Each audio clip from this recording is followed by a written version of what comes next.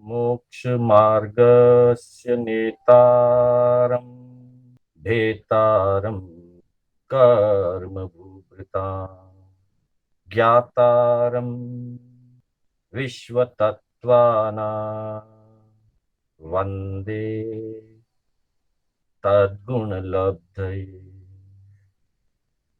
वन्दे तद्गुणलब्धये।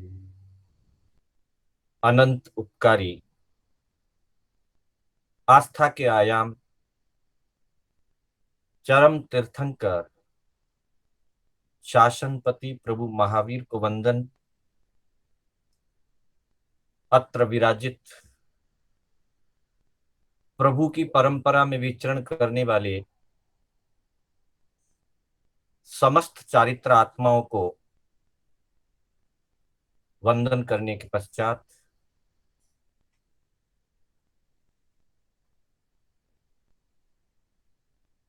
आत्म बंधुओं,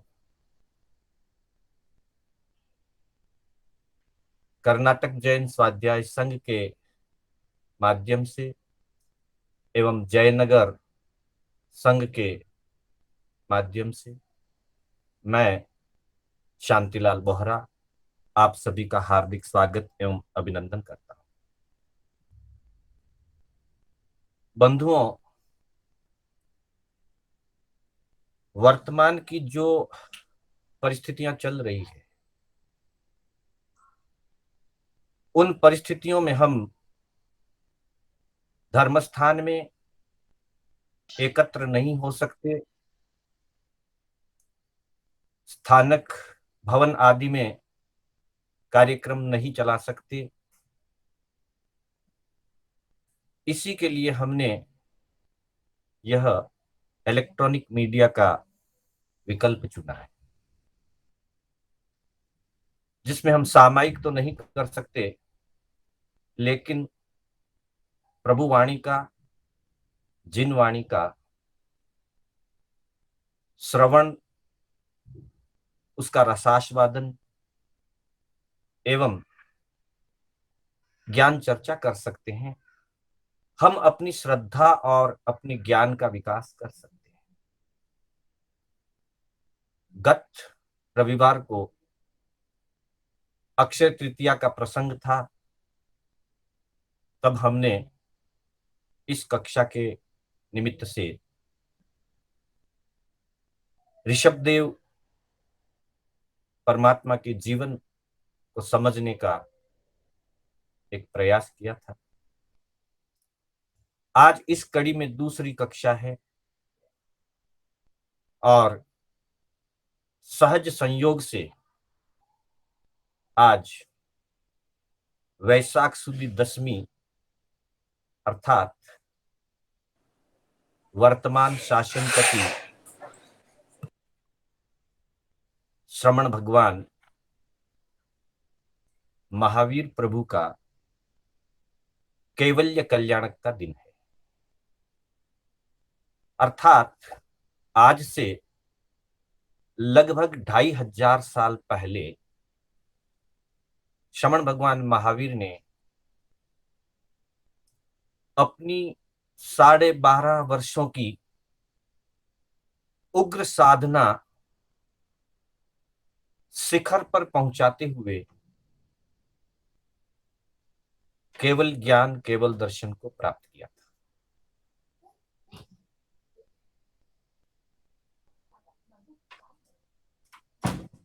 और उसे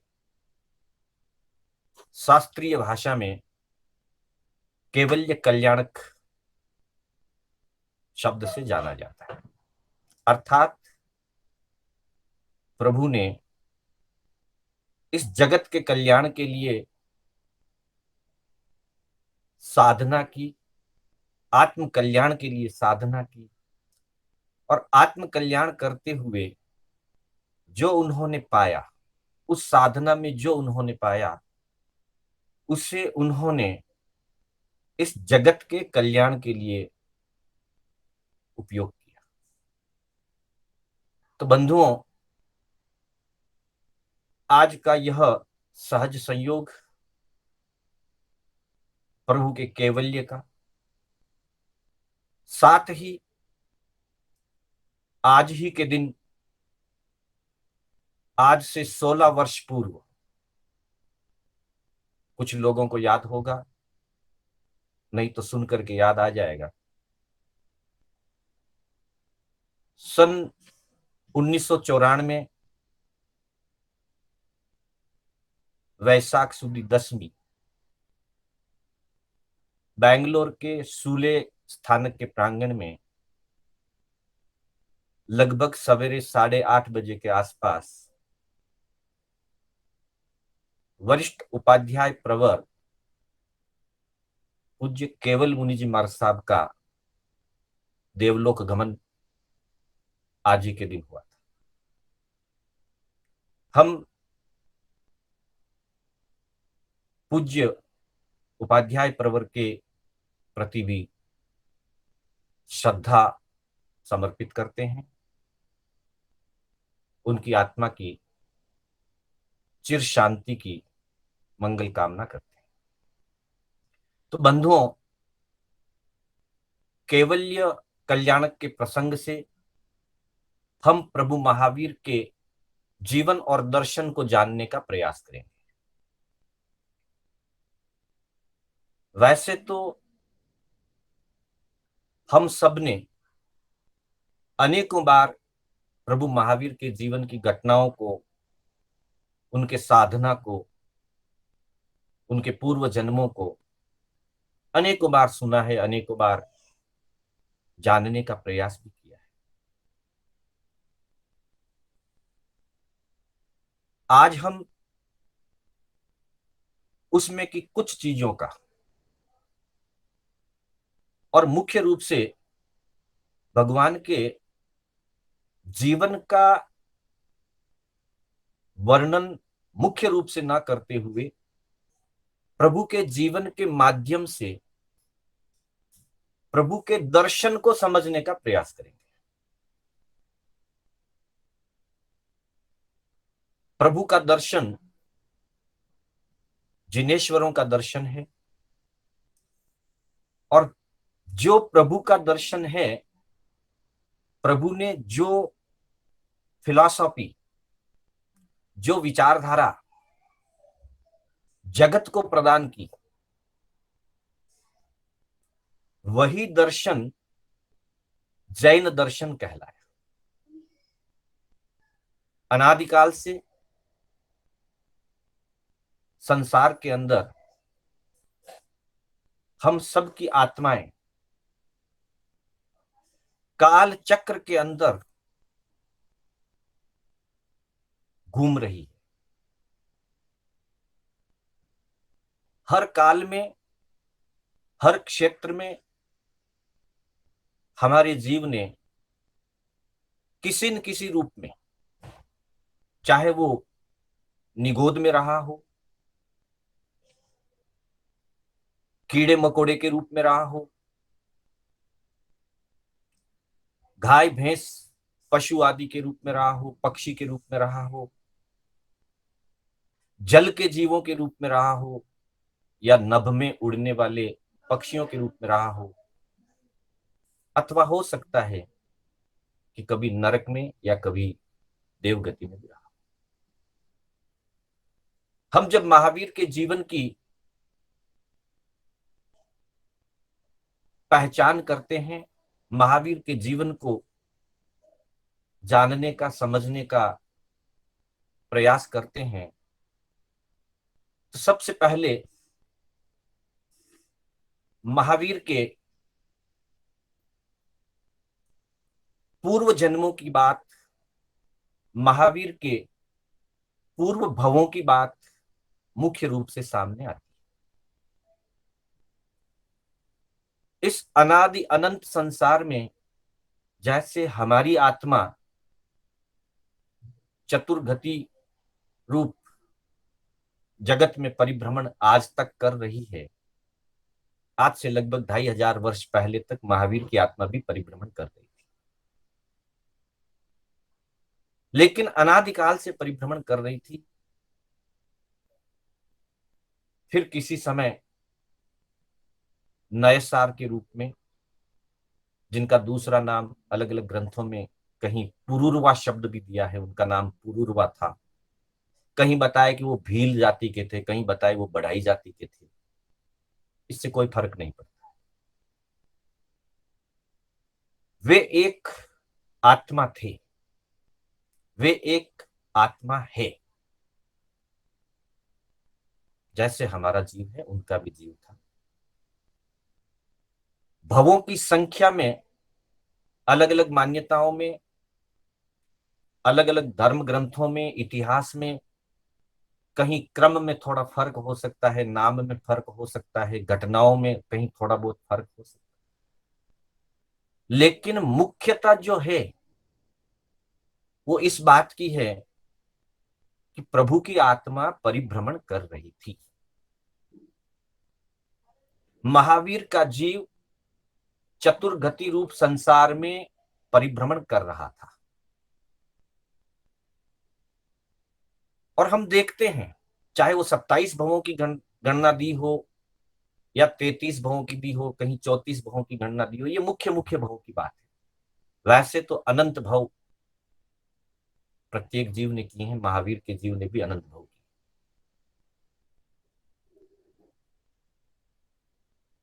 उन भवों में मनुष्य के भव हैं, देवगति के भव हैं, पशु के भव हैं, नरक गति के भव हैं, और स्थावर आदि के अंदर एकेंद्रीय आदि के भी भव हैं। यह इस बात को दर्शाता है कि संसारी जीव समय समय पर उत्थान पतन में चलता रहता है। और इसी उत्थान पतन के बीच में जब कभी उस जीव को सन्मार्ग का बोध हो जाता है, शुद्ध धर्म का परिचय मिल जाता है, तब वह जीव अपनी दशा और अपनी दिशा को बदलता है। महावीर ने कितने भाव किए ये मुख्य नहीं है। महावीर ने कौन कौन से भव किए ये भी मुख्य नहीं है। महावीर ने अनंत संसार में परिभ्रमण करते हुए किसी समय दो मुनिराजों के माध्यम से आत्मा का, धर्म का और जीवन का सत्य बोध प्राप्त किया। यह महत्वपूर्ण है। इसलिए हम भी 25वां भव कौन सा था, 27वां कौन सा था, 26वें में वो क्या थे, पहले में वो क्या थे, इसकी चर्चा करने की बजाय उस बात की चर्चा करें, उस बात का चिंतन करें कि महावीर की आत्मा चतुर्गति रूप संसार में परिभ्रमण करते हुए शुभ संयोग से मुनि का सानिध्य प्राप्त करती है, और मुनि सानिध्य से वो जीवन की सही दिशा को प्राप्त कर लेती। उसके बाद भी असंख्यात भव किए थे। सही दिशा यानी सम्यक, शास्त्रीय भाषा में जिसे सम्यक दर्शन कहते हैं, वही जीवन का सत्य बोध था। उस सम्यक दर्शन की प्राप्ति के बाद भी मुख्य मुख्य भवों की गणना की गई है, 27 भव, 33 भव, 34 भव, कम या ज्यादा। लेकिन उसके बाद भी बीच बीच में अनेक एकेंद्रीय आदि के छोटे बड़े भव हुए, मनुष्यों के भव हुए, नरक के हुए, तिर्यंच के हुए हैं, जिनका उत्थान पतन में कुछ खास महत्व नहीं था। ऐसे जन्मों की संख्या को गिनती में नहीं लिया गया। एक बात ध्यान दे देना, जब जो जीवन महत्वपूर्ण नहीं होता है, तीर्थंकर की आत्माओं के भी भव गिनती में नहीं आते हैं, तो सामान्य व्यक्ति के जीवन के दिनों की गणना या वर्षों की गणना का तो कोई महत्व ही नहीं रह जाए। इसको दूसरी अपेक्षा से समझें। एक दार्शनिक व्यक्ति गांव गांव नगर नगर परिभ्रमण करता हुआ, घूमता हुआ अनेक प्रकार की जानकारियां और अनेक प्रकार के दर्शन इकट्ठा कर रहा था। एक बार वो एक गांव की तरफ गुजर रहा था। गांव में प्रवेश करने से पहले गांव के बाहर शमशान भूमि थी, जहां जीवों को, मतलब व्यक्तियों को मृत्यु के बाद दफनाया जाता था। वैसे मशान के पास से निकला। उसने देखा अनेकों लोगों की कब्र जहां उनको दफनाया गया था, उन पर कुछ शिलालेख लगे हुए थे। किसी पे लिखा था 2 वर्ष आयु, किसी पे लिखा था आयु 5 वर्ष, किसी पे 15 वर्ष, किसी पे 6 महीने, किसी पर 10 साल। ऐसे पचासों, सैकड़ों कब्रों के ऊपर इस प्रकार से व्यक्ति का नाम और आयु लिखी हुई थी। उसने विचार किया कि क्या इस गांव के अंदर सारे लोग बाल्यावस्था में ही मर जाते हैं? क्योंकि ज्यादातर 2 साल, 5 साल, 10 साल, 12 साल, 2 साल, 5 साल, 10 साल, 12 साल, 15 साल, उससे ज्यादा कहीं आयु लिखा हुआ उसको नहीं दिखाई। लेकिन कब्रों की साइज जब देखता है तो 6.5 फीट 7 फीट की कब्र बनी हुई है। उसको रहस्य समझ में नहीं आया। वो गांव में गया और गांव में जाकर के गांव के प्रमुख पंच से पूछा कि मैं ऐसा ऐसा देख करके आया हूं, मुझे समझ में नहीं आ रहा है, क्या आपके गांव में कोई बड़ा होता ही नहीं है? सबकी आयु बहुत कम वर्षों की लिखी गई। पंच ने उससे बताया कि हमारे गांव में कुछ वर्षों पहले हमारे बुजुर्गों ने एक व्यवस्था स्थापित की थी कि आयु तब से नहीं गिनी जाएगी जब से उसने जन्म लिया है। आयु तब से गिनी जाएगी, वर्षों की गिनती उस आधार से होगी जितने वर्ष उसने अच्छे कार्यों में बिताए, धर्म कार्यों में बिताए, परोपकार में बिताए, आत्म साधना में बिताए। स्व और पर के कल्याण में जितना समय बिताया उतनी ही आयु गिनी जाएगी, बाकी की आयु का कोई महत्व नहीं है। इस अपेक्षा से हमने इस गांव में ये व्यवस्था स्थापित की। और फिर जब किसी व्यक्ति की मृत्यु होती है तो हम एक मोटे तौर से अंदाज निकालते हैं कि इस व्यक्ति ने कितना कार्य जीवन के लिए राग आदि में बिताया, कषायों में बिताया, और कितना समय इस व्यक्ति ने आत्म कल्याण या जन कल्याण के लिए बिताया।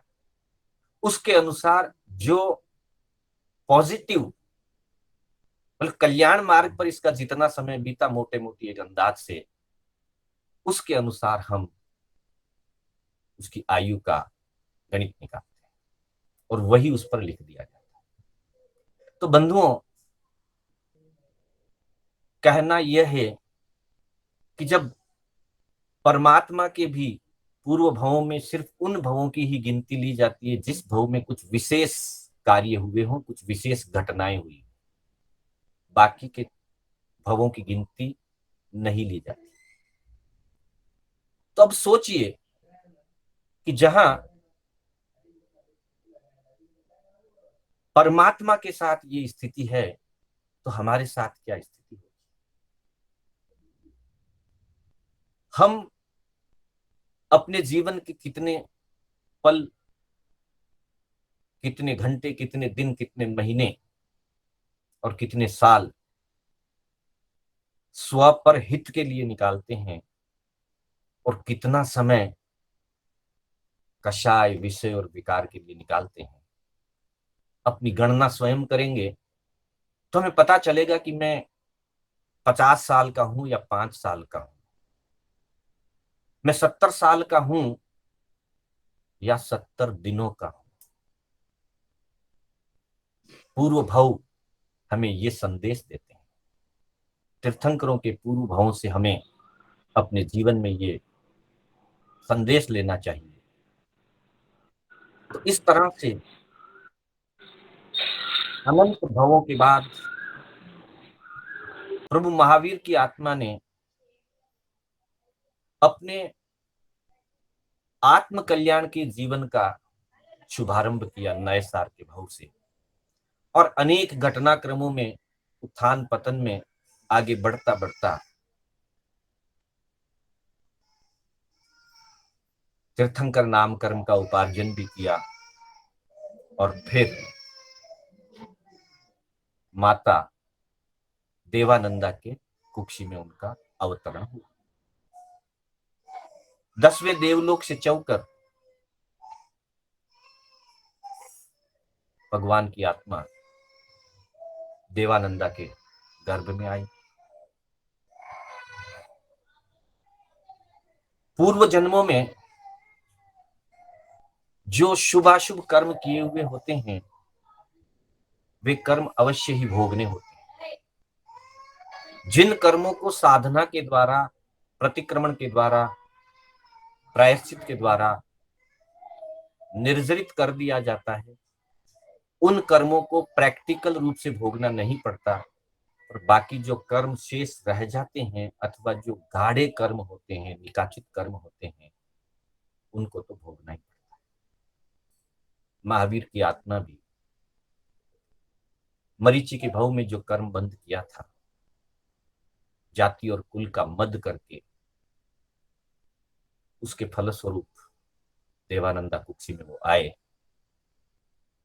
तीर्थंकरों के लिए यह नियमा है कि वे क्षत्रिय वंश में ही जन्म लेते हैं, लेकिन एक अशुभ कर्म के कारण वे ब्राह्मण के घर में, देवानंदा ब्राह्मणी की कुक्षी में आए। फिर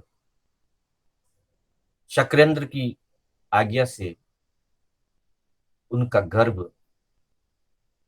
त्रिशला माता की कुक्षी में रखा गया। ये गर्भ हरण की घटना या गर्भ स्थानांतरण की घटना भी जैन आगमों में आती।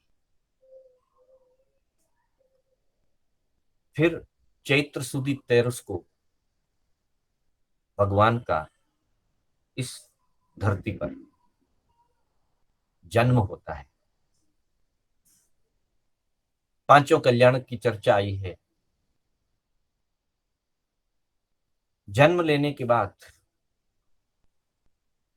वे एक सामान्य बालक की तरह अपना जीवन जीते हैं। ये इस बात को दर्शाता है, कोई ये ना समझे कि तीर्थंकर बनने वाली आत्माएं कुछ अलग होती, नहीं। हाँ, वो अपने कर्मों के सयोपशम से, पुण्य के प्रबल उदय से विलक्षण होती है, वो बात एक अलग है। लेकिन हमारी आत्माओं में और तीर्थंकरों की आत्माओं में कोई फर्क नहीं होता है। सिर्फ शुद्ध स्वरूप को प्राप्त करने के लिए उनका पुरुषार्थ अधिक होता है, हमारा पुरुषार्थ कमजोर है। तो जब वह इस धरती पर जन्म लेते हैं और एक सामान्य बालक के रूप में उनका जीवन हमारे ग्रंथों में, आगमों में, महावीर के जीवन चरित्रों में दर्शाया गया है कि वे भी बचपन में थोड़े बड़े होते हैं तो बच्चों के साथ, बालकों के साथ खेलते हैं। अलग अलग प्रकार की क्रीड़ाओं का वर्णन भी दिया है, वो खेलते हैं। इसका मतलब वे भी एक सामान्य मानव ही थे उस समय, वो महामानव नहीं थे। एक बात ध्यान रखना, जन्म मानव का होता है, महामानव का नहीं। जन्म मानव का होता है, महामानव का नहीं। महामानव अपने पुरुषार्थ से बना जाता है। मानव रूप में जन्मा हुआ व्यक्ति मानवता के महत्व को समझे और महामानव बनने की राह पर पराक्रम से, पुरुषार्थ से कदम बढ़ाए, तो वह सामान्य मानव महामानव बन जाता है। मतलब अप्पा सो परमप्पा, आत्मा ही परमात्मा है, जो आत्मा है वही परमात्मा है। बस जन्म सामान्य रूप में होता है,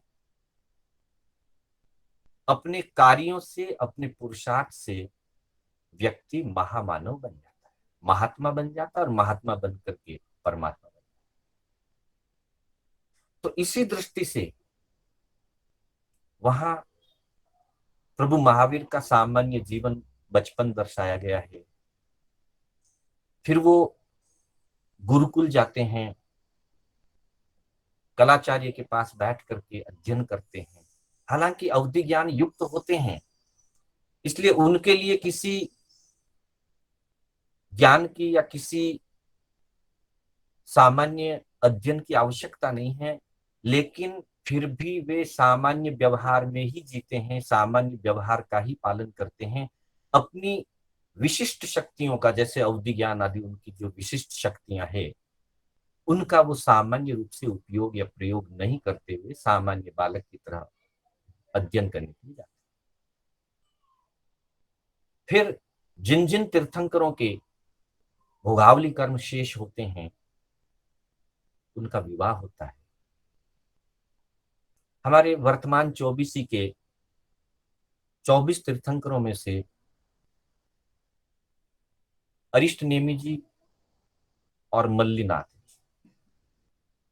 इन दो के अतिरिक्त 22 तीर्थंकरों के भोगावली के अनुसार उनका विवाह हुआ। मल्ली भगवती स्त्री तीर्थंकर हुए, ऐसा श्वेतांबर पक्ष का महत्वपूर्ण कथन है। उनके यहाँ बारात आई थी, पर उन्होंने विवाह नहीं किया। बारात लेकर आने वालों को भी उन्होंने प्रतिबोध दिया और फिर स्वयं भी दीक्षित हो गए। अरिष्ट नेमि बारात लेकर के गए थे और मार्ग में पशुओं के बाड़े के सामने से गुजरते हुए, घटना को हम लंबा नहीं करेंगे, उन्होंने उस प्रसंग से अपने रथ को मोड़ लिया और जहां वो बारात लेकर के गए थे, बिना विवाह किए वापिस आ गए और फिर समय पाकर दीक्षा ग्रहण कर ली। और जिसके यहाँ वो बारात लेकर के गए थे, कालांतर में उन राजीमती जी ने, जिनके लिए वो बारात लेकर के गए थे, उन्होंने भी दीक्षा ग्रहण की। तो ये दो तीर्थंकर, मल्लीनाथ और अरिष्ट नेमि भगवान, ये बाल ब्रह्मचारी अवस्था से दीक्षित होकर के तीर्थंकर बनते हैं। बाकी शेष विवाह करते हैं, भोगावली कर्म है। अलिप्त भावों से संसार को जीते हुए समय पाकर दीक्षा लेते हैं। तो महावीर ने भी जब 28 वर्ष की उम्र में माता पिता का वियोग हुआ, उनका गर्भकाल से ही यह संकल्प था कि जब तक माता पिता के लिए मेरी सेवाओं की जरूरत रहेगी, वहां तक मैं माता पिता की सेवा में रहूंगा, और जब मेरा सेवा का कर्तव्य पूरा हो जाएगा, फिर मैं दीक्षा ले। एक सामान्य मानव की तरह वो माता पिता की सेवा करते हैं और सेवा का अवसर पूरा हो जाने के बाद दीक्षा का प्रसंग अपने भाई के सामने, नंदीवर्धन के सामने रखते हैं। नंदीवर्धन कहते हैं, महावीर तुम दीक्षा तो लोगे, वर्धमान तुम दीक्षा तो लोगे, ये तय है, लेकिन अभी अभी माता पिता का वियोग हुआ है कुछ काल के लिए, तो प्रभु और 2 वर्ष संसार में ठहरते हैं और उसके बाद वो दीक्षा लेते हैं। तो पहले च्यवन कल्याणक हुआ, माँ के गर्भ में आए, फिर जन्म कल्याणक हुआ, चैत्र शुक्ल 13 को उनका जन्म हुआ, फिर उन्होंने दीक्षा ग्रहण की। दीक्षा लेने के बाद जीवन का पूरा व्यवहार ही बदल जाता है। बंधुओं, दीक्षा मात्र वेश परिवर्तन का नाम नहीं, और न स्थान परिवर्तन मात्र से दीक्षा होती। वेश और स्थान का परिवर्तन तो व्यवस्था है। महावीर ने भी राजमहल का त्याग कर दिया और जंगल में रहने लगे, ये स्थान परिवर्तन। राजसी वस्त्रों का त्याग कर दिया, देवता ने एक देवदुष्य वस्त्र डाल दिया, वो वस्त्र उनके कंधे पर रहा, ये वस्त्र परिवर्तन। केश लुंचन किया, ये सिर मुंडन हो गया, लेकिन इतने मात्र से दीक्षा नहीं होती। करीमी भंते का पाठ पढ़ लिया, अब पाणम बोसिरामी कह दिया, इतने मात्र से भी दीक्षा नहीं होती। ये दीक्षा का व्यवहार है, ये दीक्षा की व्यवस्था है। हमारे आगमों में आता है कि 10 प्रकार का मुंडन होता है। 5 इंद्रियों का मुंडन, 4 कषायों का मुंडन।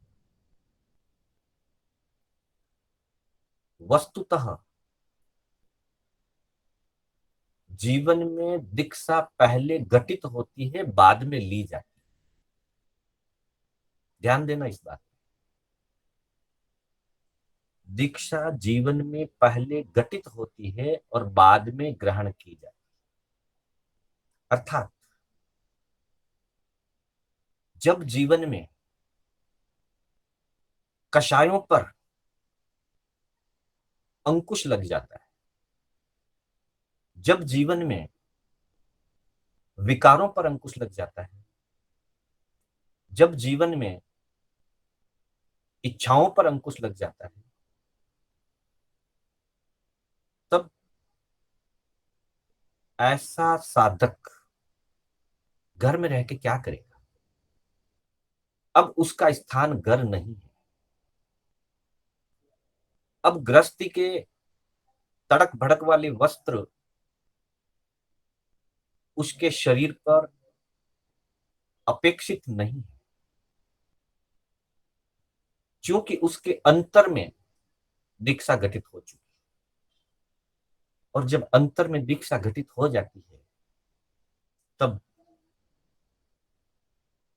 उस दीक्षा को वह व्यवहार में सिद्ध कर लेता है। अर्थात करीमी भंते के पाठ से सावज्यम जोगम पचखामी, सब्बम सावज्यम जोगम पचखामी, मैं सभी सावज्य योगों का त्याग करता हूं, ऐसी प्रतिज्ञा कर लेता है। ये प्रतिज्ञा इसलिए है, तीर्थंकरों की आत्मा की बात अलग है, उनकी दृढ़ता और उनका पराक्रम बहुत उत्कृष्ट होता है। पर सामान्य व्यक्ति का जरूरी नहीं है कि इतना उत्कृष्ट पराक्रम हो। भाव रूप जो अंदर में घटित हुआ, उसको टिकाए रखने के लिए, उस भावों पर निरंतर आगे बढ़ने के लिए, या उन भावों को टिकाए रखने के लिए प्रतिज्ञा जरूरी है। इसलिए कई बार व्यवहार पक्ष में जब हमारे यहाँ कह दिया जाता है बहुत सारे लोग कह देते हैं कि मेरे मन में पाप ही नहीं है तो मुझे प्रत्याख्यान करने की क्या जरूरत है। मन में पाप नहीं है, ये घटित हो गया, अच्छी बात है, ऐसा हुआ तो बहुत अच्छी बात है, लेकिन वो लंबे समय तक टिके रहे, ऐसा भाव निरंतर बना रहे और आगे भी पापों से बचा रहे, उसके लिए प्रत्याख्यान या प्रतिज्ञा की जरूरत है। तो बंधुओं, हमारे मन में जब कषाय, विषय और विकार कम होने लगते हैं तो समझो कि अंतर में दीक्षा घटित होने लग गई, अंतर में सामायिक घटित होने लगती है। जब अंतर में सामायिक घटित होने लगती है तब व्यक्ति उसको बाहर व्यवहार में प्रत्याख्यान लेकर के दृढ़ीभूत कर लेता है, मजबूत बना देता है, अन्यथा अंतर के भाव थोड़ी देर के बाद वापिस बदल जाएंगे। तो प्रभु ने दीक्षा ग्रहण की, लोच किया, वस्त्र परिवर्तन किया, स्थान परिवर्तन किया, ये सारा उस चीज का प्रकटीकरण है व्यवहार में जो उनके अंतर में प्रकटीकरण हो गया। मतलब दीक्षा उनके अंतर में घटित हो गई और उस दीक्षा को उन्होंने व्यवहार के अंदर आदर्श के रूप में स्थापित कर दिया।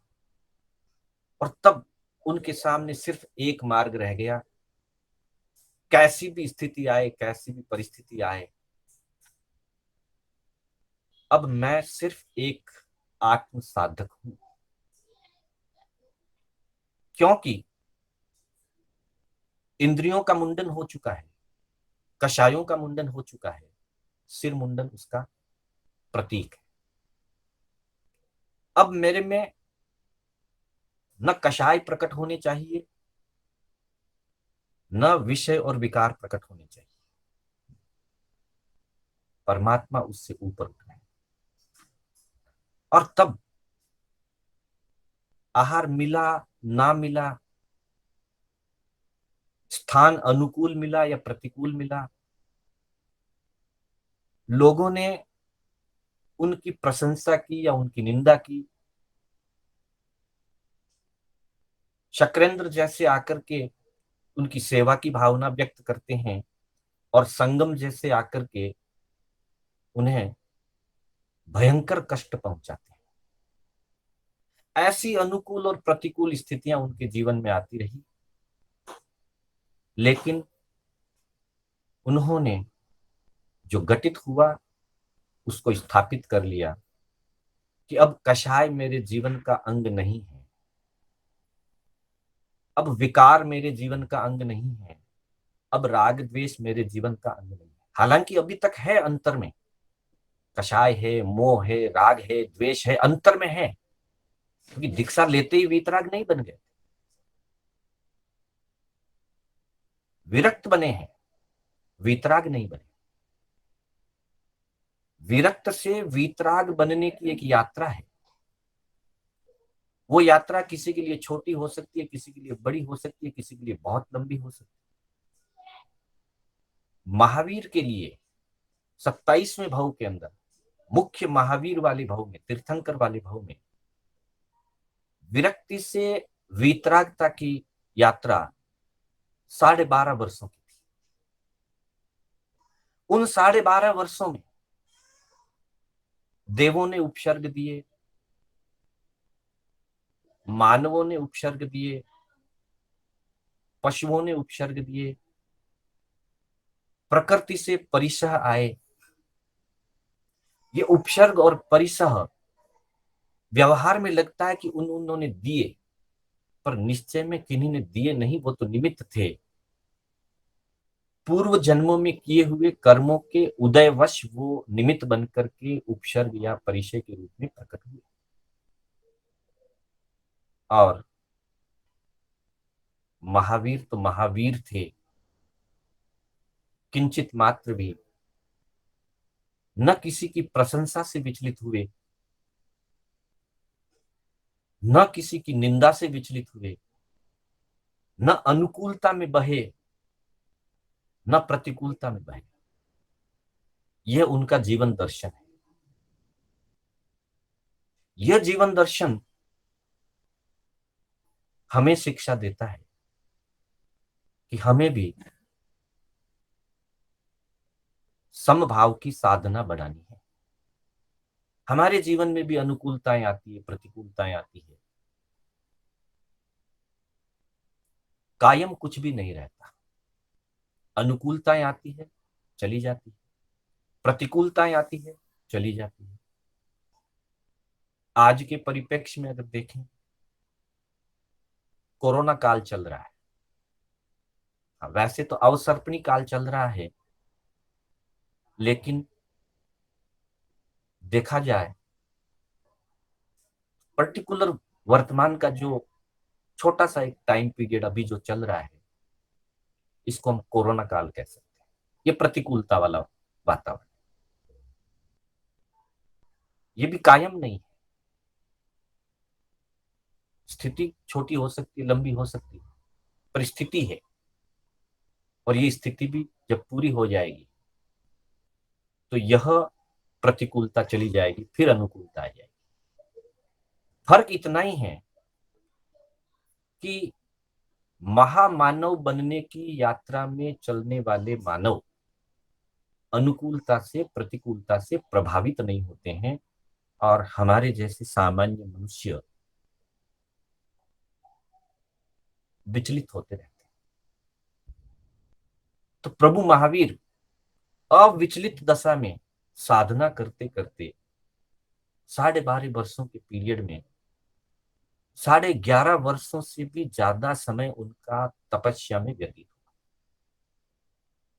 मात्र 349 बार उन्होंने 12.5 वर्षों में आहार ग्रहण किया पारने के रूप में।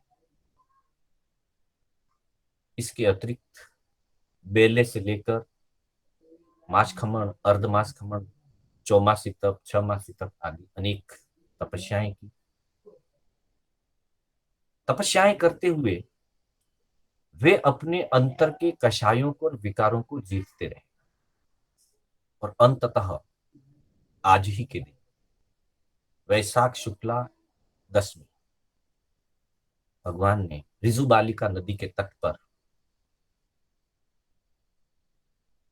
गोदू आसन से सूर्य की आतापना लेते हुए केवल ज्ञान, केवल दर्शन को प्राप्त किया। अब वो विरक्त से वीतराग बन गए, छद्मस्त से सर्वज्ञ बन गए। वीतरागता कहीं से आई नहीं, ज्ञान, दर्शन, चारित्र और बल कहीं बाहर से आया नहीं। जो अंतर में था उन्होंने उसको प्रकट कर दिया। डिस्कवरी ऑफ स्पिरिचुअल क्वालिटी जिसको हम कह सकते हैं, उन्होंने अपनी आध्यात्मिक शक्तियों का प्रकटीकरण कर लिया, डिस्कवरी हो गई, और वे सर्वज्ञ, सर्वदर्शी बन गए। अब देखिए, महावीर की ही आत्मा निगोद में रही थी, नरक में रही थी, पशु योनि में गई थी, मनुष्य रूप में थी, कभी राजा बनी, कभी रंक बनी, कभी वासुदेव त्रिपृष्ठ बनी, कभी प्रिय मित्र चक्रवर्ती बने, कभी याचक भिखारी बन करके भिक्षा मांग करके अनेक जन्मों में उन्होंने याचक और तापस का जीवन जिया। आज अनंत बलवान, अनंत ज्ञानवान वीतराग महावीर बन गए। महावीर बनने के बाद प्रथम देशना की 5 आश्चर्यकारी घटनाओं में पहला हमने देखा उनके गर्भ का परावर्तन हुआ। एक जगह से दूसरी जगह देवानंदा की कुक्षी से त्रिशला की कुक्षी में गर्भापहरण हुआ। दूसरी, उनके केवल ज्ञान के बाद जब उन्होंने प्रथम उपदेश दिया, तो प्रथम उपदेश उनका अभावित रहा। अभावित परिषदा जिसको हमारे आगमों में कहा गया है। छोटे गांव के बाहर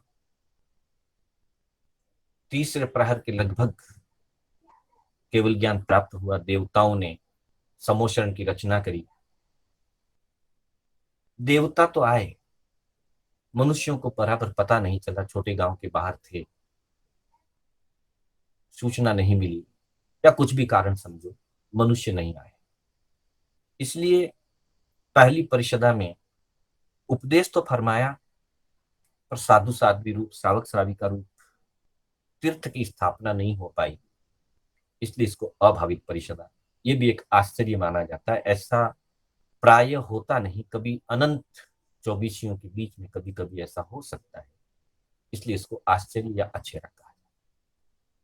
फिर अगले दिन यानी कि एकादशी के दिन, दसवीं का दिन भगवान के केवल्य प्राप्ति का दिन है आज का दिन, और कल का दिन एकादशी। वर्तमान शासन की अपेक्षा से कल की एकादशी का दिन संघ स्थापना का या तीर्थ स्थापना का दिन है।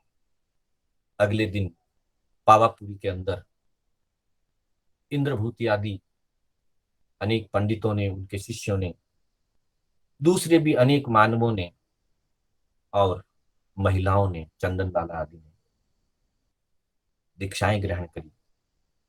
साधु रूप और साध्वी रूप तीर्थ स्थापित हुआ। अनेक लोगों ने जो दीक्षा नहीं ले सकते थे, प्रभु से ग्रस्त धर्म की प्रतिज्ञा ग्रहण करी, अनुव्रतों को ग्रहण किया और श्रावक श्राविका रूप तीर्थ की स्थापना।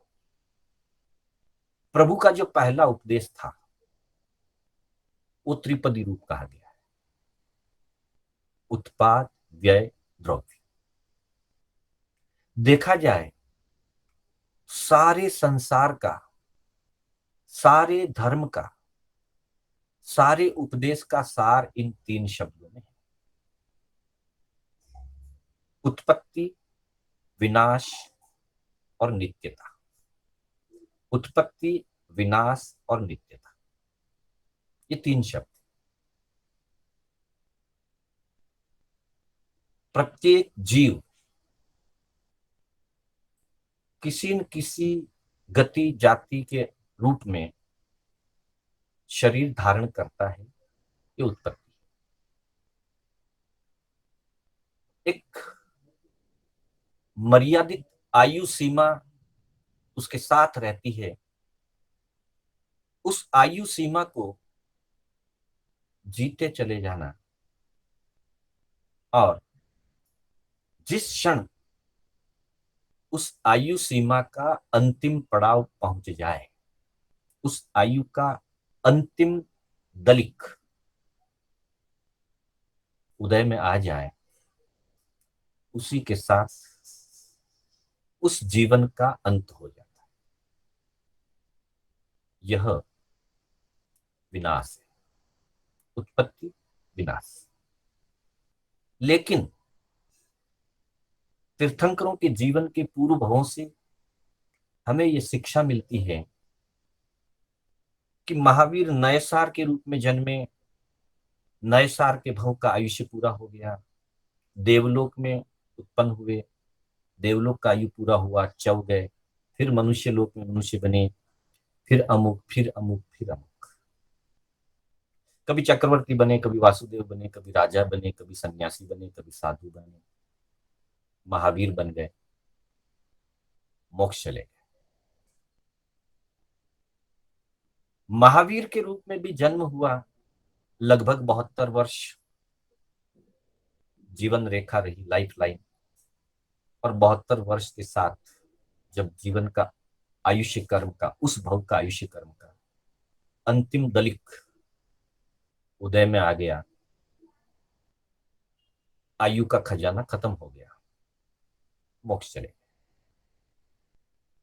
महावीर के रूप में उत्पत्ति हुई, महावीर के रूप में विनाश हो गया।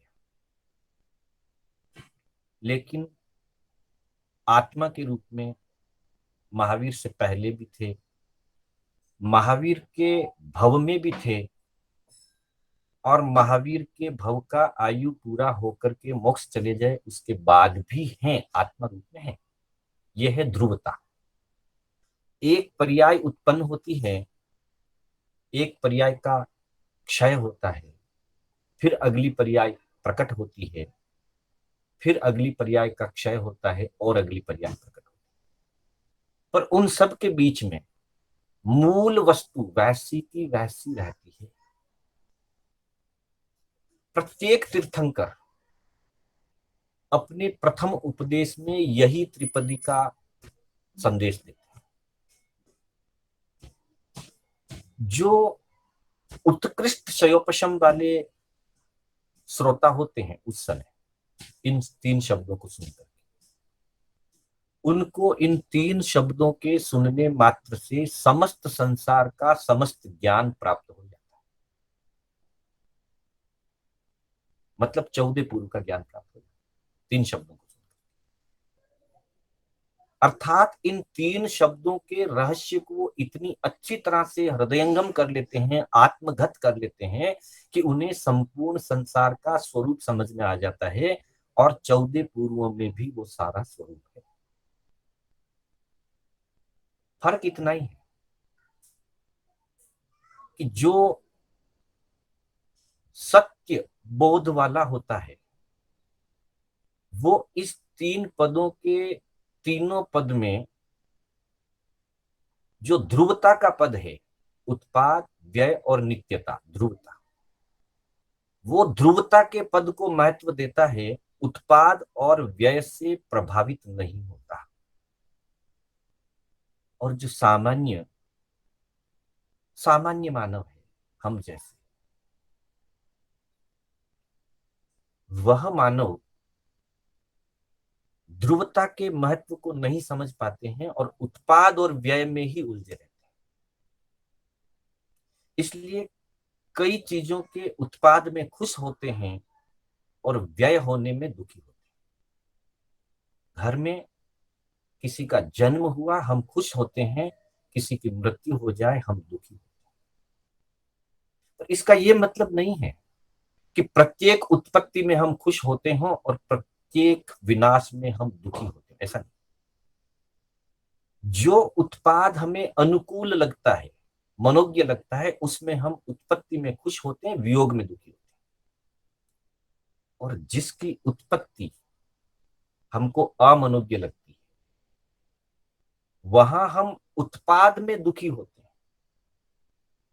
और उसके नष्ट होने में खुश होते हैं। जैसे जो संयोग हमारे लिए सुखद हैं उनके संयोग होने में सुखी और खुशी मनाते हैं, उनका वियोग होने पर हम दुखी होते हैं। पर जो संयोग हमारे लिए पीड़ादायी है, उत्पत्ति तो हुई है, कोरोना का भी तो उत्पाद हुआ है, उत्पन्न हुआ है, था, अनादिकाल से पुद्गल था, इस पर्याय में प्रकट हुआ है। साइंस भी मानती है कि ये वायरस आज से नहीं, सदियों से है, हजारों सालों से है। पशु के शरीर में रहा करता था। पशु ने इस वायरस को, जिन पशुओं के शरीर में ये लंबे काल से रह रहा है, उन्होंने इसको एडजस्ट कर लिया। मनुष्य के शरीर में ये पहली बार आया है। मतलब वहां से किसी भी क्रिया से, किसी भी प्रक्रिया से, ये हमारा विषय नहीं, किसी भी निमित्त से वहां से यह बाहर निकला और ह्यूमन बॉडी के अंदर अटैच हो गया। और इसकी प्रकृति, इसका नेचर, इस वायरस का नेचर ऐसा है कि ह्यूमन बॉडी से बहुत जल्दी स्प्रेड होता है, इसलिए लाखों लोगों में स्प्रेड हो गया। तो ये उत्पन्न तो हुआ ना, हमारे लिए तो ये उत्पन्न हुआ। पर हर उत्पत्ति खुशी का वातावरण हमको नहीं देती। इसकी उत्पत्ति से हम दुखी हो गए, इसका भी एक टाइम लिमिट रहेगा, खत्म हो जाएगा। और जिस दिन ये मानव जगत से हट जाएगा, चला जाएगा, मानव के जीवन से निकल जाएगा, वह वियोग होगा और हम खुश होंगे। लेकिन फिर भी ये किसी न किसी रूप में इस संसार में, किसी न किसी पर्याय में यह रहेगा ही। ये ध्रुवता है। तो बंधुओं, जब हम उत्पत्ति और विनाश में उलझते हैं तो राग और द्वेष होता है, हम सुखी और दुखी होते हैं। परमात्मा ने यही त्रिपदी दी कि उत्पत्ति और विनाश के बजाय उसके मूल को देखिए, जो ध्रुवता है उस पर देखिए। बच्चा जन्मा, बच्चा मर गया, हम उतना ही देखते हैं। आत्मा थी, आत्मा हमारे साथ रही, आत्मा किसी और स्थान पर चली गई। अगर इसको हम देख लें कि आत्मा तो अजर अमर है, हमारे साथ का संयोग जितना था उतना हमारे साथ रहा, अब किसी और के साथ उसका संयोग है, वहां चला गया, तो हमारा दुख कम हो जाएगा। इसलिए भगवान ने अपने मूल सिद्धांत में प्रथम उपदेश उत्पाद, व्यय और द्रव्यता दी। और संसार की प्रत्येक चीज तत्वार्थ में आता है, उत्पाद, व्यय, द्रव्य युक्तम सत। संसार में जितने भी सत्तावान, अस्तित्ववान जीव अथवा अजीव पदार्थ हैं, उन सब में उत्पत्ति, विनाश और द्रव्य, ये तीनों गुण होते हैं। उसी के सहारे संसार चलता है। एक पर्याय प्रकट होती है, एक पर्याय क्षय होती है, फिर नई पर्याय प्रकट होती है, पुरानी पर्याय क्षय होती है, और द्रव्य अपने आप स्थिर रहता है। इस मूल सिद्धांत को व्यवहार में उतारने के लिए भगवान ने तीन सिद्धांत दिए। अहिंसा का सिद्धांत दिया,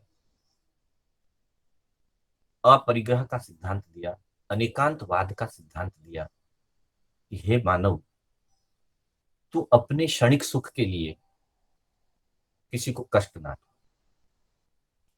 अपने क्षणिक सुखों के लिए किसी के साथ दुर्व्यवहार मत करो, अपने क्षणिक सुखों के लिए किसी को पीड़ा मत पहुंचाओ, किसी को तकलीफ ना दो। और सिर्फ फिजिकल रूप से भी नहीं, सामाजिक दृष्टि से भी किसी को तकलीफ ना दो।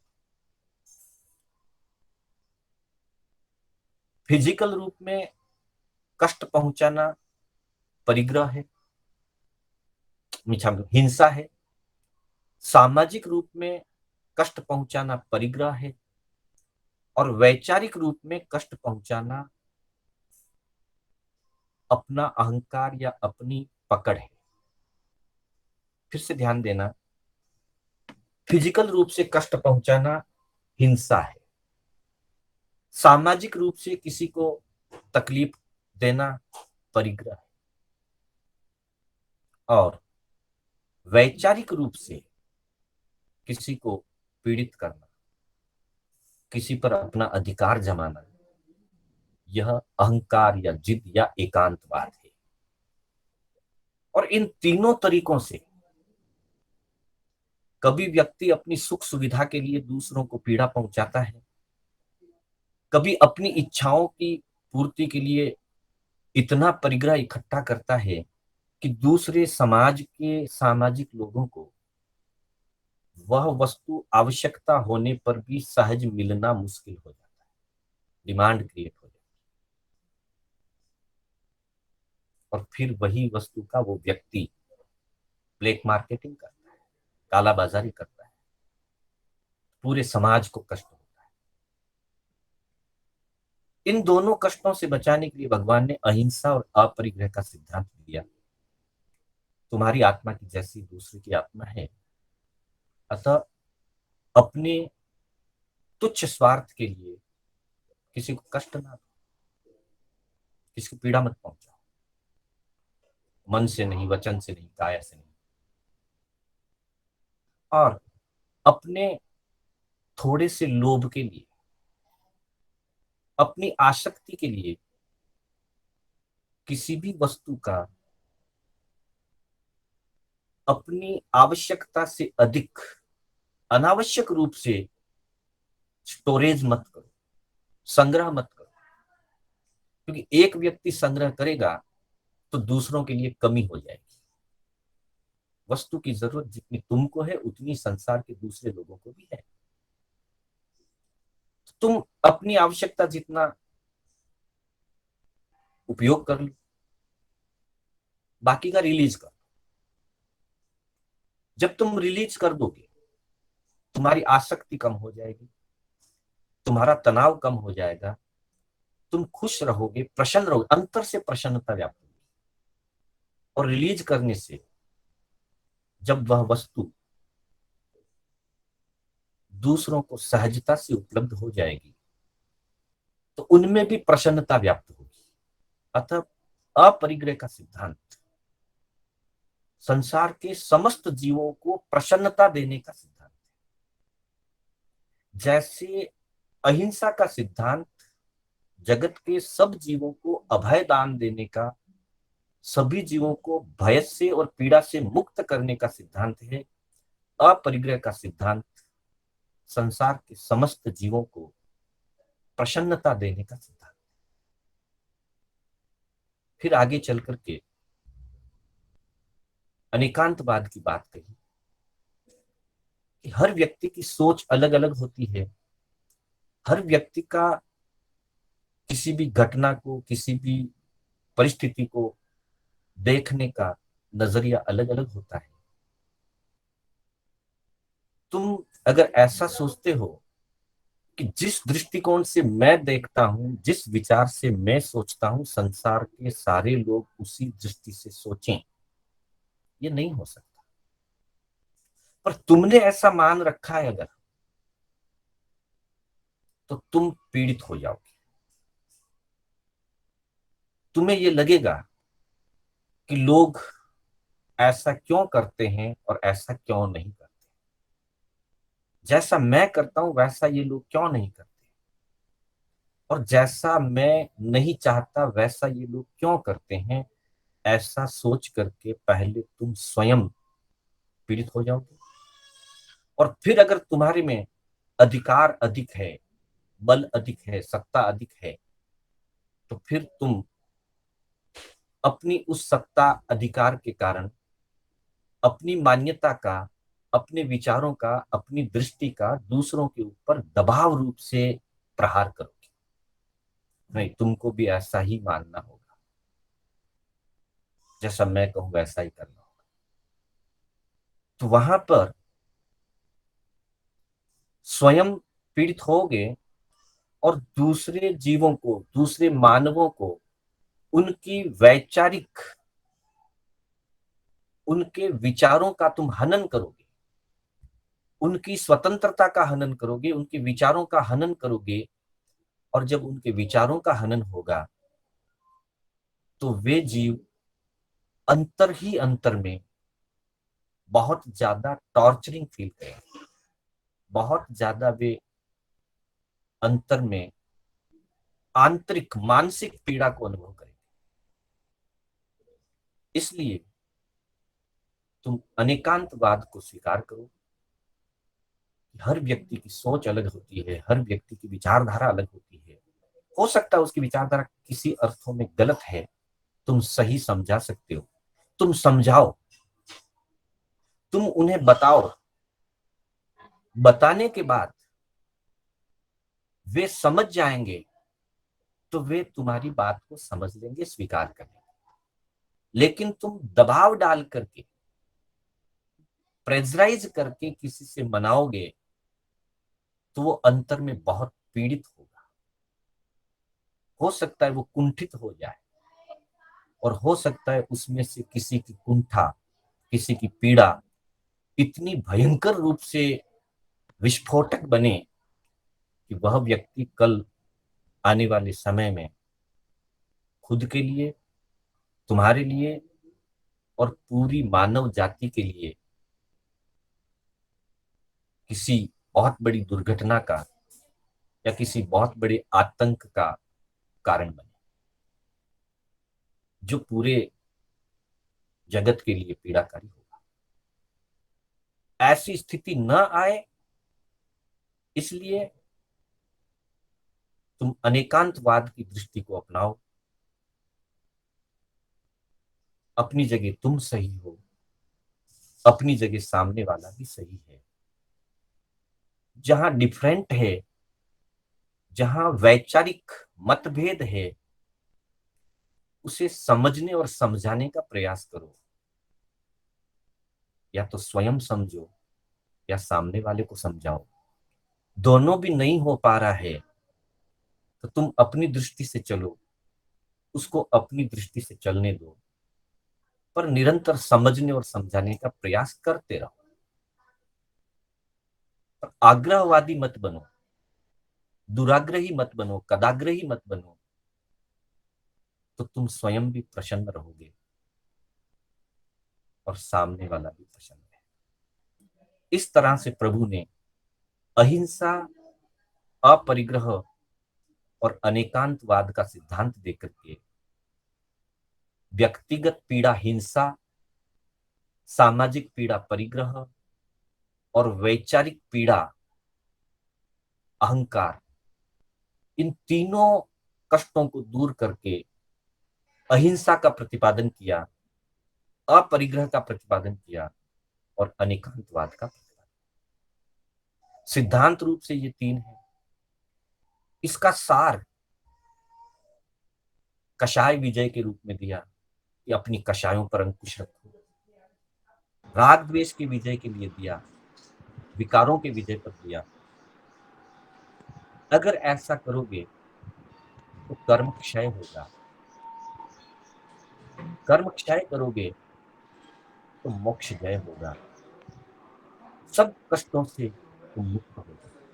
क्योंकि मानव का एकमात्र लक्ष्य कष्टों से मुक्त होने का है। तो भगवान ने इन उपदेशों के माध्यम से हमें वो मार्ग सुझाया है जिस मार्ग को सही अर्थों में समझ करके हम अपने शारीरिक, मानसिक, सामाजिक सभी प्रकार के कष्टों से मुक्त हो सकते हैं।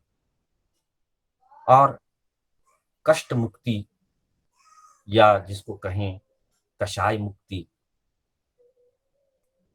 कर्म क्षय, देह मुक्ति, यही सब मोक्ष का स्वरूप है। इस तरह से 30 वर्षों तक भगवान ने इस मानव जाति को, मानव जाति के कल्याण के लिए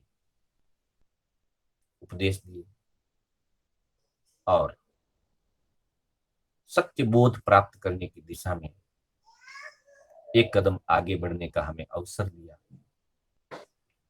भगवान तो कृतकृत्य हो चुके थे।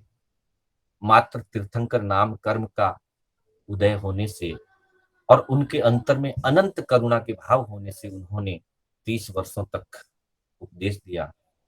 और देन कार्तिक अमावस्या के दिन, जिस दिन दीपावली की रात्रि भी है, 2 दिन तक निरंतर उपदेश देते रहे, अंतिम भलावण दी। और फिर जब उनके आयुष्य कर्म का अंतिम दलिक परिसमाप्ति की ओर था, वे इस जगत से, इस देह से मुक्त हो गए और सिद्धत्व को प्राप्त कर लिया। और हमारे लिए दिशा निर्देश देकर के गए कि तुम्हें अपने कषायों को, अपने विकारों को संयमित करना है। संयमित करते करते, एक एक कदम बढ़ाते बढ़ाते तुम भी उसी मंजिल को प्राप्त कर लोगे जो मंजिल आज मैं प्राप्त कर रहा हूं। मतलब महावीर जिस मंजिल को प्राप्त कर रहे हैं, कर चुके हैं, उनके बताए हुए मार्ग से दूसरे लोग भी उस मंजिल को प्राप्त कर सकते हैं। इस तरह से ये भगवान महावीर का जीवन और दर्शन वर्तमान परिप्रेक्ष्य में हमारे लिए क्या लाभदायी हो सकता है, हम अपने जीवन में इसको कैसे धारण करें। क्योंकि बंधुओं, सुख और दुख वास्तव में कुछ है नहीं, मात्र हमारी विचारधारा और हमारा जो माइंड सेट है उसी के आधार पर हमें कोई चीज सुख लगती है, कोई चीज दुख लगती है। पर जब हम उत्पाद, व्यय और द्रव्य के मूल सिद्धांत को उसकी अंतरंग गहराइयों से अगर पहचान लेते हैं और उस रूप में अगर हम जीना शुरू कर दें, तो हमें ना कोई चीज दुख का कारण महसूस होगी और ना कोई चीज सुख का कारण महसूस होगी। हम सहज होते चले जाएंगे और वो सहजता की प्राप्ति होना ही आत्म स्थिरता है। वही आत्मरमणता है। एक छोटे से उदाहरण से समझें कि हमको जो चीज, कभी कभी तो ऐसा भी होता है परिस्थिति के अनुसार जिस चीज को हम अपने लिए दुख का कारण मानते हैं, कभी कभी वही चीज हमको लगता है कि नहीं ये अच्छा हुआ। एक रूपक से समझाना चाहूंगा, फिर अपनी बात को विराम। एक व्यक्ति लगभग 50-55 की मिडल एज, और एक दिन उसकी माताजी का देहांत हो गया।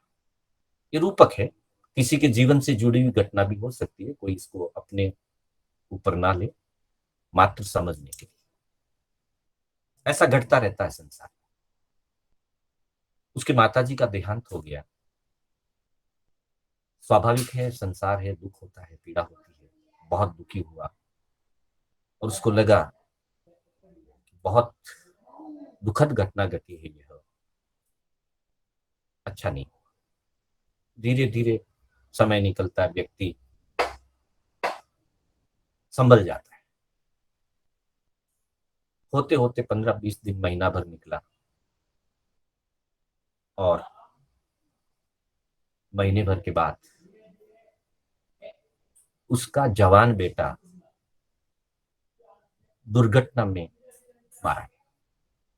सड़क दुर्घटना में उसका जवान बेटा 24-25 साल का नवयुवक मारा गया। अब तो दुखों का पहाड़ टूट गया,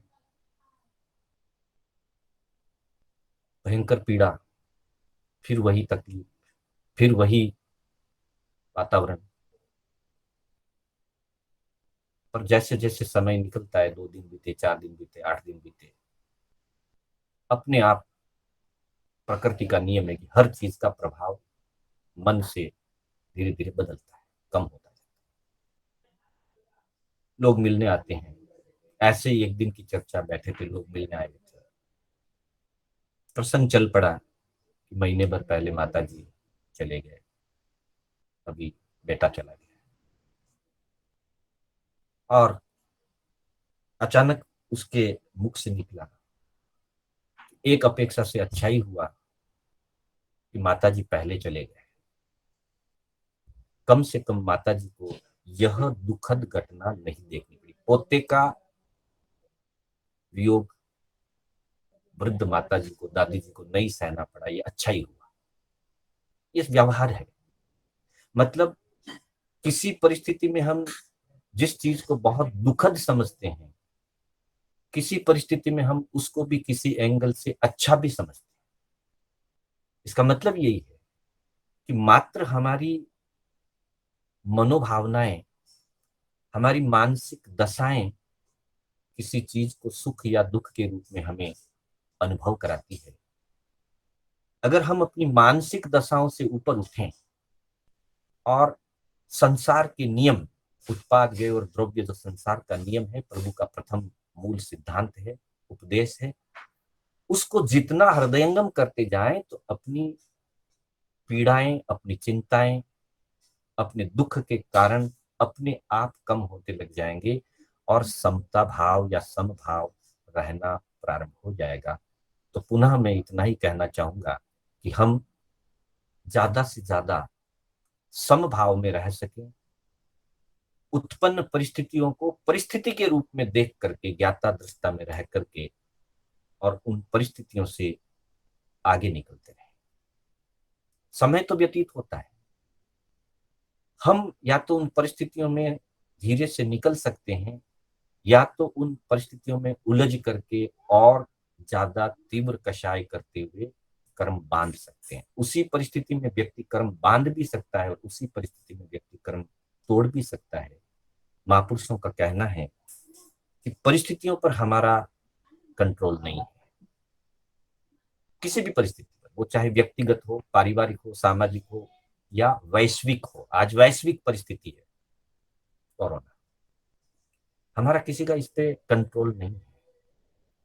ये ना उत्पन्न होती या हम इसको रोक सकें, ऐसा हमारे पास कोई कंट्रोल नहीं। परिस्थितियों पर व्यक्ति का वश नहीं चलता है, पर परिस्थिति में शांत रहना या अशांत होना भी व्यक्ति के वश में है।